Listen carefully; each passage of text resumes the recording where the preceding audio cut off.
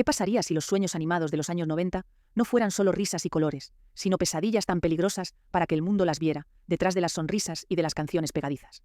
Algunas películas provocaron una indignación tan feroz que desaparecieron de las estanterías, censuradas hasta el olvido. Esta noche desenterramos esas bobinas prohibidas. 15 películas animadas, tan controversial que incluso hoy los adultos deben mirar para otro lado. Número 15. El ladrón y el zapatero. 1993 fue considerada como la película de animación más ambiciosa jamás creada.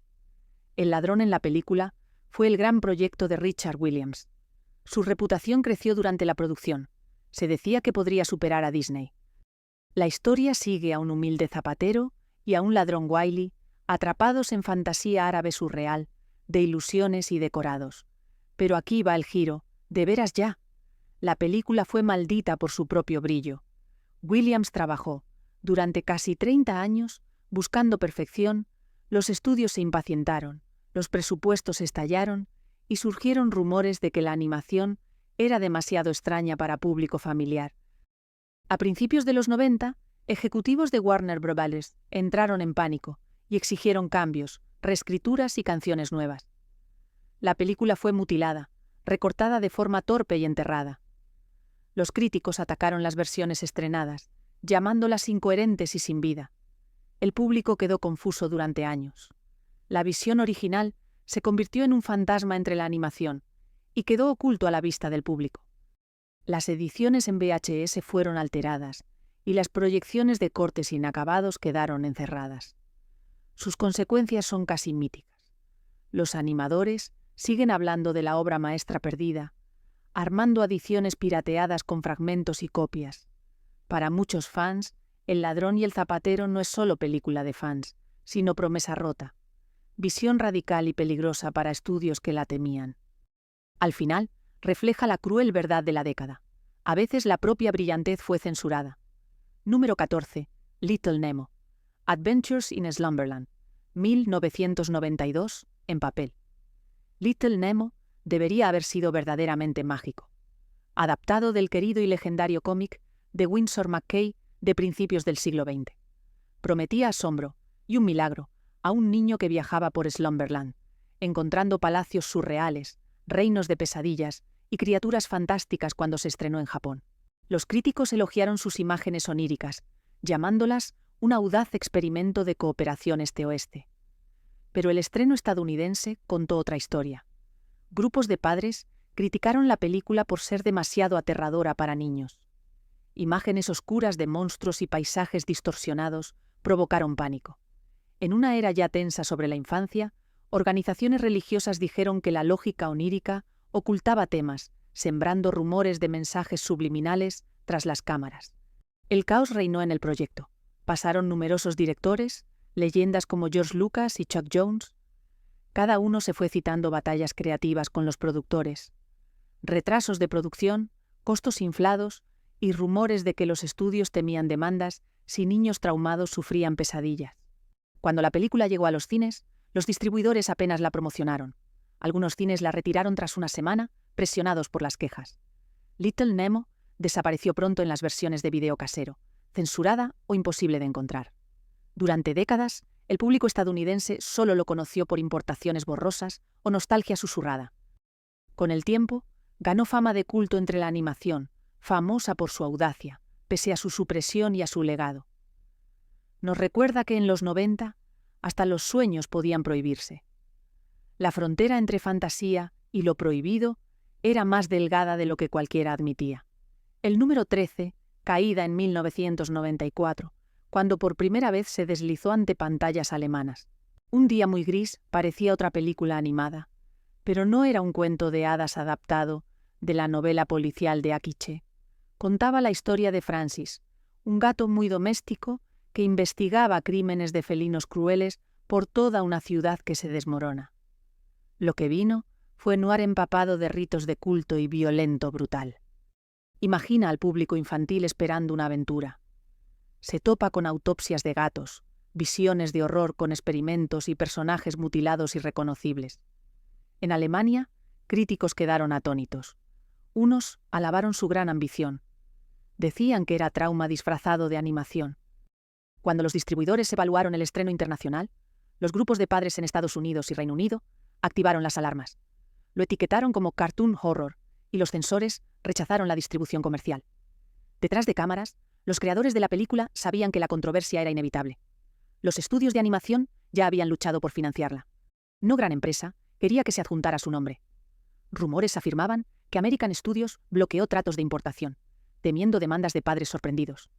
Su lanzamiento en VHS fue limitado, a menudo oculto en secciones para adultos, y cortes fuertemente editados circulaban por la televisión. El desenlace fue escalofriante. Feladay ganó notoriedad en círculos clandestinos, pasando entre estudiantes de animación y aficionados al horror que no podían creer que existiera tal película. Décadas después, sigue siendo inaccesible, con versiones sin cortar que salen solo por importaciones o filtraciones en la red. Su legado prueba que los años 90 empujaron límites y algunos asustaron a los distribuidores hasta borrar películas enteras en todo el mundo hoy. El número 12, El y CPAC 1999, pocas obras animadas provocan tanta perplejidad, risas y censura.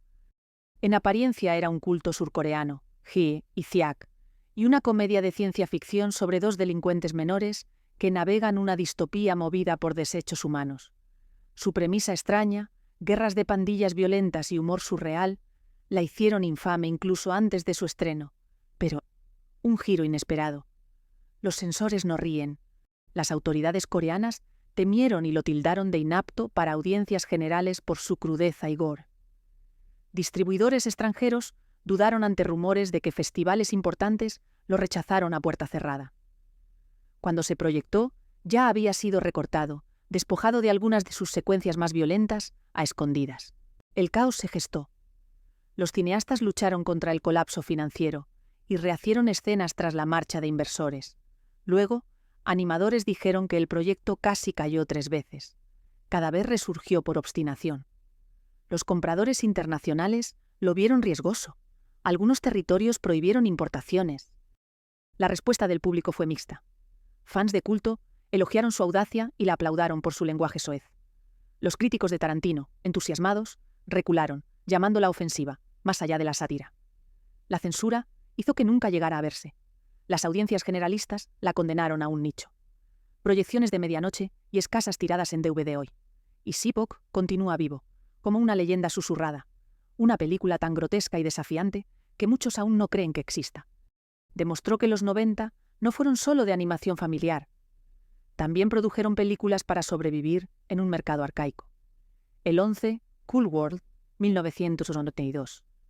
Cuando Ralph Bakshi, el animador rebelde tras Fritz el gato, anunció Cool World, las expectativas eran altas, mercadeada como una alternativa más oscura y arriesgada a quien engañó a Roger Rabbit. Prometía un choque entre carne y tinta con Hawley, la mujer fatal de dibujos animados, para cruzar al mundo humano. Pero la producción fue un caos total. Paramount temía la taquilla. Su visión original era más violenta y surreal. Ordenaron reescrituras a mitad del rodaje, quitaron tramas y obligaron a la película a ser un híbrido de noir, comedia y fantasía. Actores.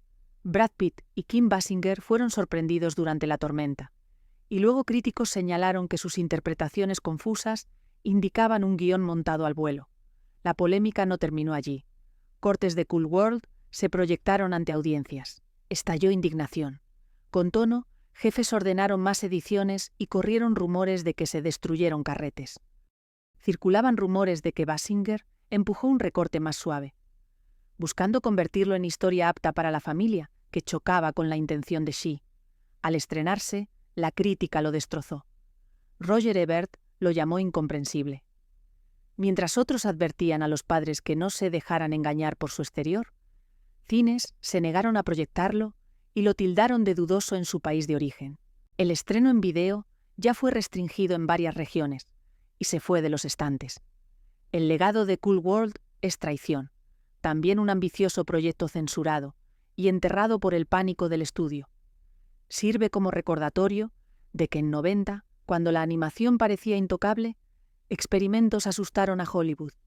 Número 10. Rock and Roll. Reedición de 1991, aunque originalmente fue hecha a principios de los 80, Rock and Roll regresó en los 90 con versión reeditada que desató una ola de bandas y censura. En papel, fue revolucionaria. Una ópera rock, animada para adultos, ambientada en un futuro distópico, donde animales mutantes llevaban la antorcha de la cultura. Su historia describe una parodia de una estrella del rock villana que invoca demonios con la música. En 1991, distribuidores la relanzaron para público nuevo. La respuesta fue rápida. Grupos religiosos afirman que la película glorifica rituales ocultos y posesión demoníaca, con imágenes apocalípticas. Los padres se quejaban de que su estilo de animación estaba demasiado cercano a los dibujos animados de la mañana de los sábados, argumentando que los niños podrían tropezar con algo mucho más oscuro de lo que estaban preparados para enfrentar. Detrás de cámaras, las productoras habían luchado contra los censores desde el primer día. El diálogo fue suavizado. Se recortaron canciones, y las versiones internacionales variaban de forma salvaje. MGM guardó rollos, temiendo demandas si se comercializaba para las familias. El público que la vio quedó dividido. Algunos la aclamaron como pionero Blade Runner animado, música de Debbie Harry e Iggy Pop. Otros abandonaron la sala por su violencia y temas maduros. Las cadenas no la emiten, el relanzamiento pasa inadvertido. Su legado, rock and roll, clásico de culto, susurrado en círculos de música y animación. Prueba de que décadas después, una película podría seguir siendo demasiado peligrosa para su reestreno. Lo enterraron de nuevo, consolidando su fama de forajido en la animación. 9. Suki Doji, leyenda del Overfiend. Prohibición de 1993, importada desde Japón a principios de los 90. El autor de Suki Doji envió sacudidas a censores occidentales. Fue una epopeya animada de fantasía y terror sobre una profecía maligna que remodelaba el mundo. Su contenido infame superó límites que permitían distribuidores occidentales. Al llegar a Reino Unido y Estados Unidos, censores se movieron. Eliminadas escenas enteras, regiones se negaron a clasificar. Prohibido. Rumores circulaban.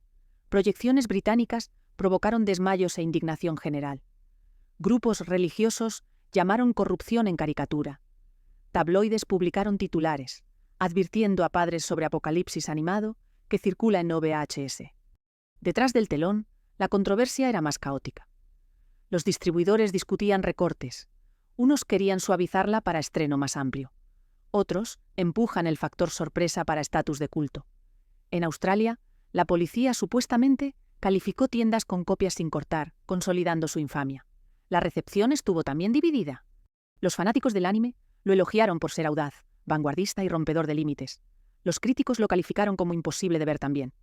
Demasiado extremo para ser considerado arte. La mayor parte del público general nunca tuvo la oportunidad de decidir. Las bandas se aseguraron de que circulase solo en una red subterránea. Su legado perdura como una de las animaciones más censuradas de los años 90. No era solo una película, era un pánico cultural que desató debates sobre lo que la animación podría y debería permitirse representar. Número 8. Heavy Metal, 2019, 99. La versión original de Heavy Metal, de 1981, ya era controvertida, pero su secuela de 1999, Heavy Metal, en 2000, enfrentó aún más resistencia, basada de forma laxa en la novela gráfica, El Melting Pot. La historia sigue a una mujer llamada Julie en una misión de venganza a través de mundos alienígenas, empapados de violencia, paisajes surrealistas y riffs de guitarra contundentes desde el inicio. Fue etiquetada como inapta para el gran público. Los críticos la calificaron de violenta de forma gratuita, y las primeras proyecciones de prueba provocaron protestas en Canadá, donde se produjo la película. Algunos cines se negaron a exhibirlo, citando presión de asociaciones de padres. Distribuidores retiraron estrenos, alegando que eran indistinguibles de la explotación para adultos. Tras bambalinas, caos, colega. El estudio de animación de la película estuvo bajo presión para igualar el legado. Los recortes impusieron atajos que detectaron los críticos. Informes señalan que directivos obligaron a incluir más gore para contentar a los fans. Solamente crecieron las batallas por la censura. La crítica fue brutal y el público abandonó. Las ventas de vídeo para el hogar quedaron restringidas, con adiciones no aptas retiradas de grandes minoristas en Estados Unidos y Reino Unido por años. Se convirtió en un susurro de desilusión y peligro. Demasiado extremo para los espectadores casuales, pero demasiado comprometido. Para la base de fans más hardcore, el legado del Heavy Metal 2000 es agridulce. En lugar de consolidar la franquicia, la enterró. Sin embargo, su prohibición en varias regiones aseguró que siga viva como símbolo del choque de los años 90 entre la animación underground y el miedo de la corriente dominante. Número 7, Perfect Blue, 1997. Cuando debutó Perfect Blue, de Satoshi Kon, los críticos lo premiaron como obra maestra del horror psicológico. Cuenta la historia de Mema, ídolo pop, que abandona su carrera para dedicarse a la actuación y cae en paranoia y en la confusión entre realidad e ilusión. Su animación era elegante, historia madura, pero aquí está el giro. Fue demasiado para sensores.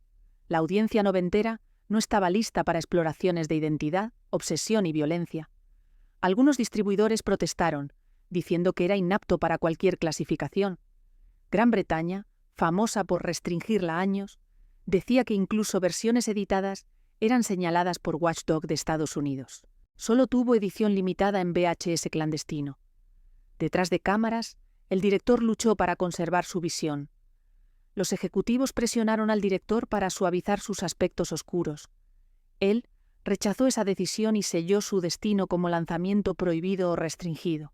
Quienes lo vieron en festivales o por copias clandestinas, años después, quedaron sorprendidos. Algunas salieron temblorosas, mientras otros la calificaron de revolucionaria. Directores de Hollywood, como Aronofsky, citan la inspiración, ya tejiendo ecos de Perfect Blue en Requiem for a Dream y Black Swan. El legado es escalofriante. Su censura aumentó su leyenda, convirtiéndola en una de las películas animadas prohibidas de los 90. Hoy se recuerda como prueba de que la animación podría cortar tan profundo como cualquier thriller y aterrorizar de maneras que la acción en vivo nunca podría. Número 6. South Park, más grande, más largo y sin cortes.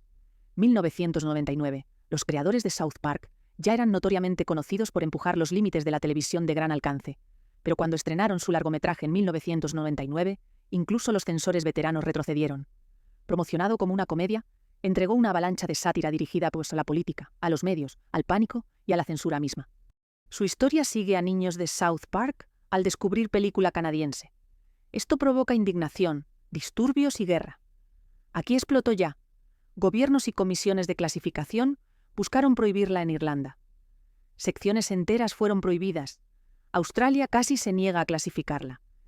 Grupos de padres en Estados Unidos exigieron boicots, tildándolo de corrupción animada. Circulaban rumores de que cines enteros enfrentan multas y emiten la versión sin cortar. Detrás del telón, Parker y Stone se burlaron del caos, supuestamente introduciendo material censurado en pruebas para provocar a las autoridades. La MPAA intentó forzar ediciones, provocando a Parker y Stone y ridiculizando el proceso.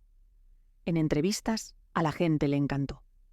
La película fue un éxito de taquilla, pero las prohibiciones fortalecieron su reputación como sátira prohibida. Décadas después, los críticos la reconocieron como un mordaz comentario sobre la censura. Irónico, si se toma en cuenta que fue censurada más que casi cualquier otra película animada estadounidense de su década, su legado es claro. South Park, más grande, más largo y sin censura, no era solo una película.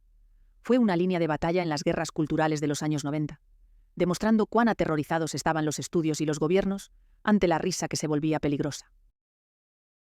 Número 5. La princesa Mononoke, versión de 1997, censurada.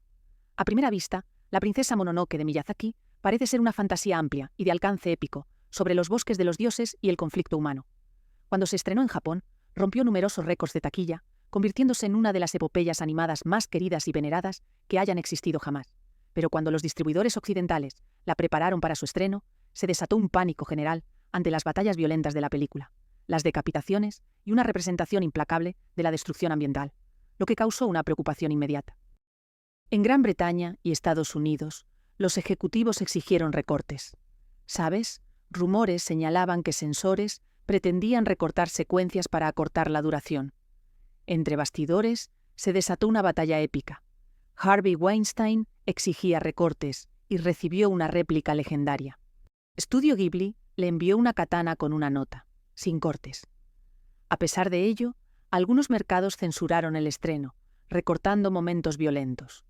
En otras regiones, fue retrasado o eliminado silenciosamente. Quienes lo vieron quedaron asombrados, pero muchos fuera de Japón solo recibieron versiones parciales durante años. Mononoke fue considerada demasiado intensa para niños entre animación familiar y cine para adultos. Su legado es grande ya. Se celebra como una de las mejores cintas animadas de siempre, pero su censura nos recuerda que los 90 temían lo que difuminaba la frontera entre belleza y brutalidad. Miyazaki mostró que la animación podía llevar peso mítico, y ese poder asustó a los distribuidores que no pudieron clasificarla. Número 4. Ninja Scroll, 1993. Cuando Ninja Scroll se estrenó en Japón, fue aclamado como obra maestra cinética, historia de samuráis animada para adultos que combinaba mito, las artes marciales y villanos grotescos. Su historia siguió a Yube, espadachín errante, atrapado en intriga política intensa y enemigos sobrenaturales. Su arte era innegable, animación fluida, coreografía destacada y mirada a la violencia. Pero aquí, el giro. Audiencias internacionales quedaron horrorizadas. La Junta Británica de Clasificación exigió recortes, alegando brutalidad animada extrema. Australia, por su parte, prohibió su estreno general. Redadas a cintas VHS importadas. Rumores hasta finales de los años 90. Incluso en Estados Unidos, algunos distribuidores retrocedieron por miedo a demandas de padres que confundieron su empaque de anime con entretenimiento infantil. Detrás de cámaras, los creadores defendieron la obra como fantasía histórica para adultos, pero siguieron chocando con censores, recortando secuencias o archivando proyecciones. En conjunto, la recepción quedó dividida. Los fans del anime lo llamaron innovador, una película que redefinió las posibilidades de la acción animada. Sin embargo, la crítica la calificó de explotadora y peligrosa, dejó secuelas. Ninja Scroll pasó a ser película prohibida y leyenda de culto, susurrada en dormitorios y tiendas de cómics. Fue la prueba de que los años 90 aún aceptaban la animación para adultos, empujando obras maestras al underground. Número 3. Akira 1991. Lanzamiento internacional. Aunque originalmente se lanzó en Japón en 1988, Akira irrumpió en la conciencia occidental a principios de la década de 1990. Su visión cyberpunk de Neo Tokio, donde adolescentes psíquicos se desatan en una destrucción de carácter divino, fue distinta a cualquier cosa que el público occidental hubiera visto. Fue aclamada como revolucionaria. La película que dio a conocer el anime al mundo, pero su gloria trajo censura al llegar a Gran Bretaña y Australia. Reguladores pidieron recortes a la violencia, cuerpos mutados, ciudades derrumbadas y explosiones apocalípticas. Los distribuidores se negaron a exhibirla, calificándola de extrema para clasificación. El estreno en VHS en ciertos países fue recortado y fragmentado, dejando al público confundido tras el telón. Su estreno en Estados Unidos casi cayó. Temían que no pudiera venderse sin pleitos, y doblaje se convirtió en parche rápido para suavizar su impacto. Grupos de padres en Europa se opusieron, alegando que corrompía a toda la juventud con dibujos. A pesar de las prohibiciones, Akira fue imparable. Imágenes de Akira invadieron la cultura pop. Desde videos musicales hasta estrenos de Hollywood, su censura fue combustible. Para la leyenda, su legado es inmortal. Akira no solo sobrevivió a la prohibición, demostró que arte prohibido puede transformar la imaginación de una generación. Número 2. Tumba de las luciérnagas. Estudio internacional de 1991. Ghibli es conocido por su fantasía, pero La tumba de las luciérnagas entregó dolor. Se estrenó en el extranjero en 90. Relata historia de dos niños que luchan por sobrevivir en la guerra, con belleza pictórica. Relata hambre, la pérdida y lento apagamiento de la inocencia. Pero los censores occidentales se asustaron. Algunos distribuidores se negaron a manejarlo, alegando que era demasiado traumático para la animación. En Gran Bretaña, las proyecciones eran limitadas y las emisiones de televisión se retrasaron durante años. En Estados Unidos, los estrenos tempranos quedaron enterrados en circuitos de cine de arte, lejos de las audiencias generalistas. Detrás de cámaras, surgió el debate. ¿Era abuso exponer tal dolor a los mercados con animación? Grupos de padres dijeron sí. Rumores dijeron que cines retiraron funciones tras ver llorar al público. Directivos temían demandas de espectadores traumados y retiraron la película. La recepción fue extraordinaria. Críticos la declararon una de las mejores películas de guerra, de gran alcance. Animada, o tal vez no, la hizo pasar oculta por décadas, y solo se redescubrió luego. DVD limitadas dejaron su legado, convirtiéndolo en mausoleo para luciérnagas. Demuestra que la verdad, en animación, puede devastar a los censores. Su supresión mostró cuán lejos llegaron los 90 para proteger al público del dolor, aun cuando ese dolor era la historia. Primero, la prohibición de la adaptación televisiva de Watership Down en 1993. Watership Down, de Richard Adams, ya era brutal, pero la versión de 1993 la reavivó. La película se comercializó a nivel mundial como apta para la familia. Impactó a los espectadores con escenas de conejos mutilados y ensangrentados, con crudeza. Lo que debía ser una historia de supervivencia se convirtió en pánico cultural. En Gran Bretaña, padres inundaron las emisoras con quejas, diciendo que la serie marcó a sus hijos. Reguladores investigaron y las reposiciones fueron retiradas de la programación en Canadá y Australia. Las cadenas censuraron episodios tardíos, marcándolos como no aptos para jóvenes. Detrás de cámaras, advirtieron a los productores que la historia de Adam no podría suavizarse sin traicionar su esencia. Los productores insistieron, creyendo que la controversia subiría la audiencia. Salió mal. Los anunciantes huyeron y las redes archivaron el proyecto. Los críticos quedaron divididos. Algunos lo elogiaron por ser fiel al realismo crudo de la novela Stark. Otros lo llamaron crueldad infantil en formato animado. El escándalo resultante hizo que la serie fuera enterrada en archivos, apenas recordada y susurrada como advertencia de hasta dónde podría llegar la animación infantil. Su legado, Watership Down, de 1993, permanece como fantasma proscrito en regiones, prueba de que los conejos pueden sacudir gobiernos para censurar. Recordatorio final.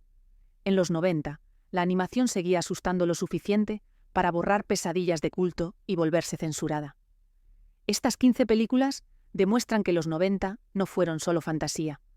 Fueron un campo de batalla de censura, miedo y brillo olvidado. ¿Cuál te sorprendió más, acaso?